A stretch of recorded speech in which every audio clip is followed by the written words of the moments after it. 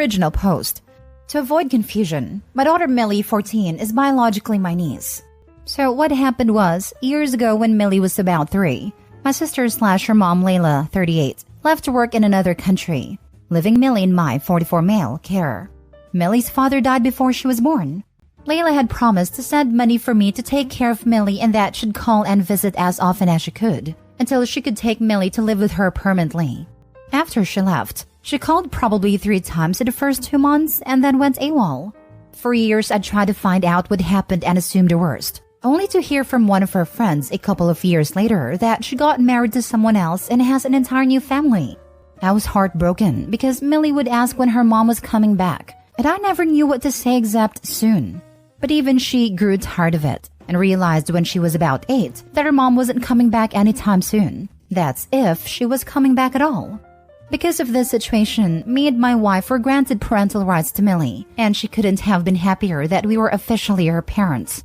Well, what do you know? After 11 years, Layla finally graced us with her long overdue return last week, along with her new very wealthy family and 2 children. Most of my family was happy with her return, but me, my mom, dad, and my wife were nothing short of furious. She tried to explain, but all that we heard was I abandoned my own daughter and made a new family. As if that wasn't enough, she practically demanded her daughter back. Mom and dad weren't having it at all, and told her that Millie belongs with me and my wife, and that she no longer has any right to her. Welp, there she goes, screaming at me about stealing her daughter because I was infertile. And to hear that coming out from her mouth hurt me in a way I've never been hurt before, to the point where I cried and left. Me being infertile's always been my weak point, and for her to casually bring it up like that despite being my sister broke me. For the next days, I prevented her from contacting Millie, and I haven't told her that Layla is back, because I'm scared I will lose my daughter. I'm a human being too. I get attached, especially to someone I've had to raise, that too out of my own pocket. Not that I'm complaining. I believe Millie's my daughter, and I can't let her go back to the very same woman who abandoned her. Does this make me the a-hole? Now for the top comments before reading the update. Not the a-hole. She did nothing to raise her for past 11 years, and your parental rights are legal. With that said, Millie's about 14 now, so perhaps the better way is to ask for her opinion and who would she prefer to stay with. As much as this was my biggest fear, I guess it's only fair she gets to make the decision. I was leaning towards everyone sucks here, but this comment about letting your daughter choose make you absolutely not the a-hole. Your sister is cruel and selfish. She will certainly go behind your back, and I'd even bet she would lie to your daughter about you blocking contact for all those years. Show that you're the honest parent. Be approachable, and I'm sure you'll get the outcome you want. Good luck with it all. How the heck could OP suck here? I guess raising a child for 11 years and then giving her to a parent that abandoned her once is a good idea? Seriously, what the actual heck? Not the a-hole. You are her parent. If the state has granted you parental rights due to child abandonment, you are her parent. If your daughter wants to see her biological mother, I wouldn't prevent her from doing it at the end of the day. However, you are still her parent. Edit. I'd like to thank each and every one of you. All your criticism is valid, and I really appreciate you guys for making me realize that I might lose my daughter by keeping the return of her mom away from her. I'd also like to apologize for the way I phrased some of the things. By no means do I think of my daughter as some possession. She is her own person and doesn't belong to anyone. As such, I've changed the phrase belong to belong with to accurately represent what was meant. I love you guys for all the support you've given me, and I definitely will consult a lawyer. Me and my wife have agreed to tell Millie about her mother tonight, and we will make sure it's all about how she feels and not about us. Now for the first update. I would like to apologize for not responding to the comments and messages I've received lately. Things have been tough ever since we told Millie about Layla's return. After all the support and advice, you deserve an update on the situation. I don't even know where to begin, really. Everything has been a mess. Way too much happened the day after we told Millie. Since there's no word limit here, I'll try getting into as much detail as I can. That night, we told Millie that Layla had returned, and for a good few minutes, she was looking at us, as if waiting for us to say we were joking. But after she realized we were not, she broke down into tears and it hurt. Of course, she wanted to know more, and though we were hesitant, we ended up telling her about Layla and her new family. I had never seen her that furious. She was all over the place, throwing stuff around, and we let her because she needed to let it all out. For the night, she refused to talk to me since I should have told her the moment she came back, and my wife stayed with her for the night. Her anger subsided by morning, and we patched things up. At first, she wasn't sure if she wanted anything to do with Layla, but we let her make that choice, and she wanted to see her. And oh, so God help me with that woman. We set up the meeting for Millie and Layla, but she brought her entire family to the house, along with her expensive gifts, and everything went downhill from there. I need to mention a very important part that should have made Layla realize she truly abandoned Millie. Along with the family was her sister-in-law Tanya, who is about the same age as her. When both of them entered, Millie could not even recognize who amongst them was Layla. They looked worlds apart from each other. I had hoped that was enough to convince her to see what she did, but she carried on and pointed out that she was Layla, all while attempting to get close to her, even when Millie was clearly distancing herself.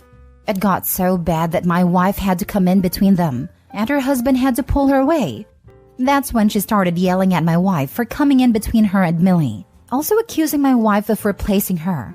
What was there to replace? She was never there to begin with. And wow, what a first impression she made to the kid she abandoned.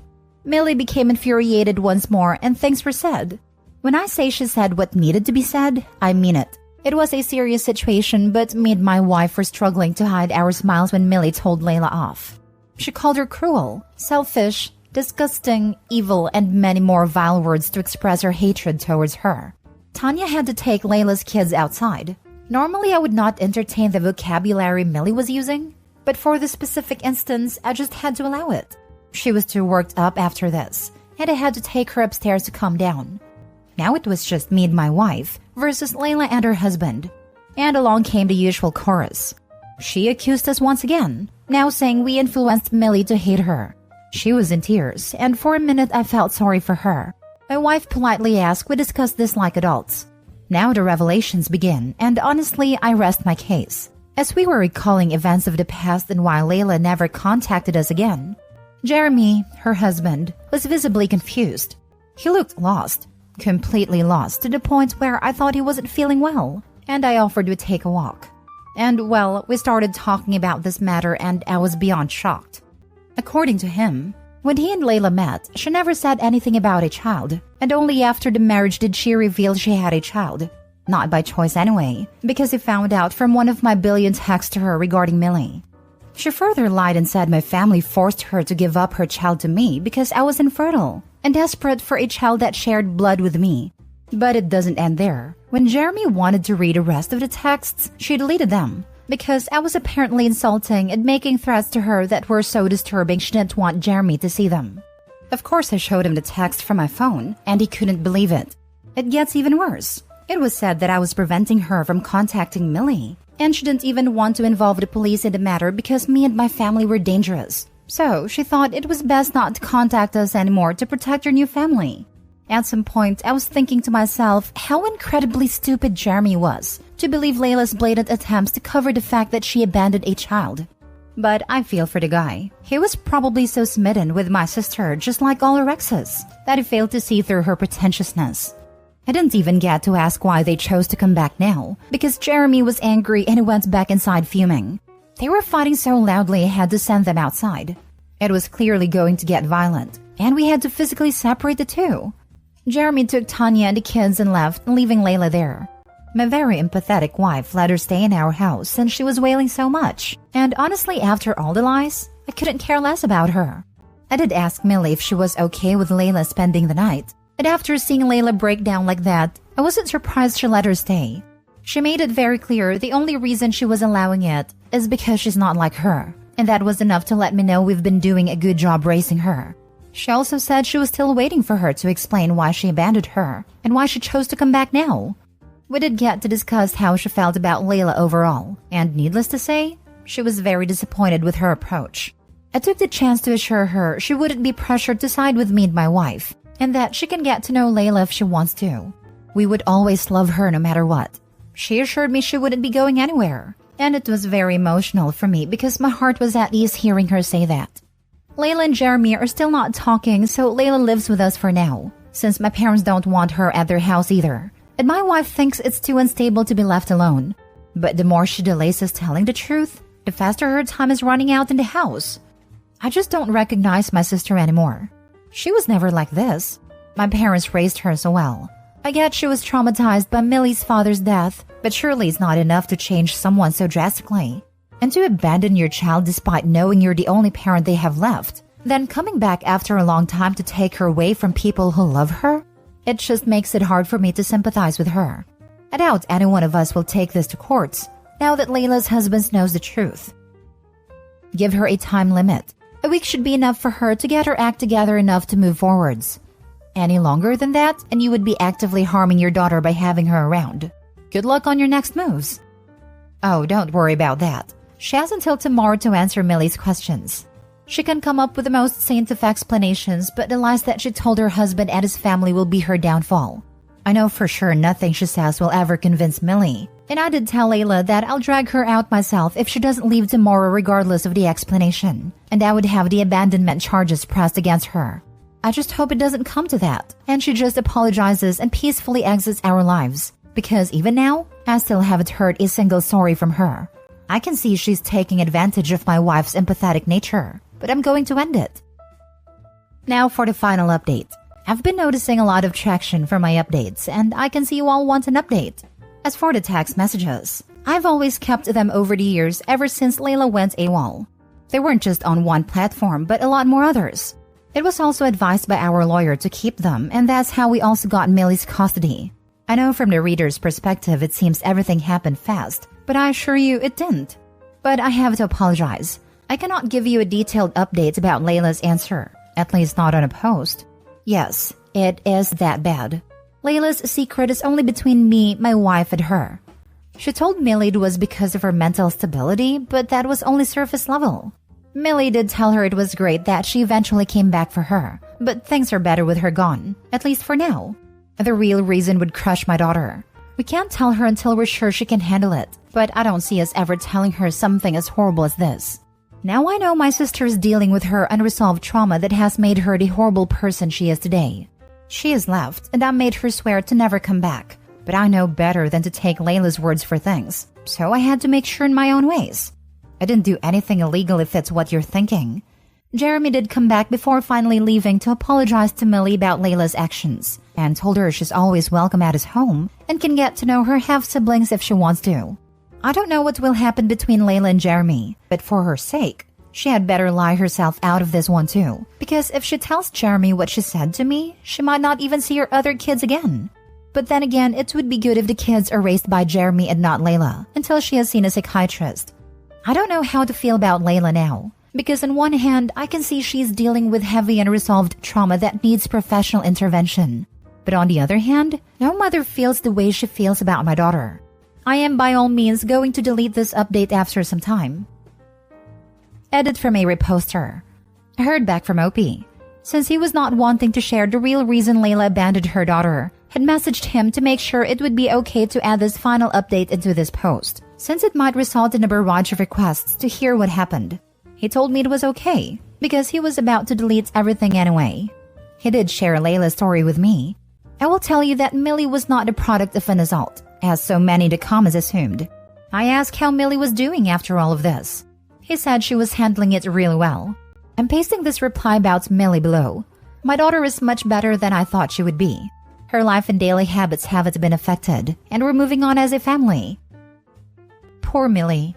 I can't even imagine how traumatic this whole situation is for her. And for Jeremy and his kids too. I don't understand how Layla thought she could swoop in and play mom to the child she abandoned, or how she thought she could get away with all the lies. In Layla's mind, Millie's still a 3-year-old, because when Layla left, she froze the image of the 3-year-old in her head. Yes, she knows she's aged, and she's 14 years old now, but she still thinks of her as more or less the same person she abandoned 11 years ago. 3-year-olds adore their parents. They love them unconditionally, and when parents inflict trauma on their kids, the kids don't stop loving their parents. They stop loving themselves. You see this in child services cases. Young children will lie, gloss over, and scheme to protect their parents so they can stay with them, even when the parents are harmful and neglectful. Instead of telling a teacher, an 8-year-old will go full mom mode and care for their baby siblings, make sure everyone eats and house looks presentable, and never tell a soul out of fear of being taken from a violent alcoholic parent. That kind of mindset in Millie was probably very present when Layla left. Millie asked for her for years. However, Millie's 14 now, no longer a young child, not clouded to her mother's actions, and she can see Layla for what she is now. If Layla had come back when Millie was 5 to 10 years old, she probably could have had either partially or fully the reunion she had envisioned. Layla just didn't realize that the toddler she left is long gone, and in her place is a clever young woman ready for some answers. When parents inflict trauma on their kids, the kids don't stop loving their parents. They stop loving themselves. As someone severely mistreated by her parents, this comment stuck a needle in my heart and made me tear up. You are so right. It took me so long to love myself over the people who willfully broke me. Thank you for this poignant assertion. I'm sorry. I have a son who is a toddler. He thinks the sun shines out of my rear end. Want to be adored like a celebrity, but don't have any marketable talents. Become a parent. My son thinks I am the finest chef, the funniest comedian, the most beautiful and smartest person, and the kindest, most wonderful human being in the world. Sometimes I need to do things he doesn't like. Like today, he could hardly breathe because he was so snotty, and I had to briefly pin him to safely scoop it out with a Q-tip. When the snot has been cleaned up and I have let him loose to do what he pleases, and what does he do? He crawls into my lap so I can comfort him, because his mind works under the assumption that I am so kind, smart, and wonderful, that whatever I do was either necessary or he deserved it. When normal people see the way a child loves and trusts, the normal reaction is to break your own back to protect them from pain, hurt, and suffering. Whatever they did, it wasn't your fault. You didn't deserve it, and the blame lies on them.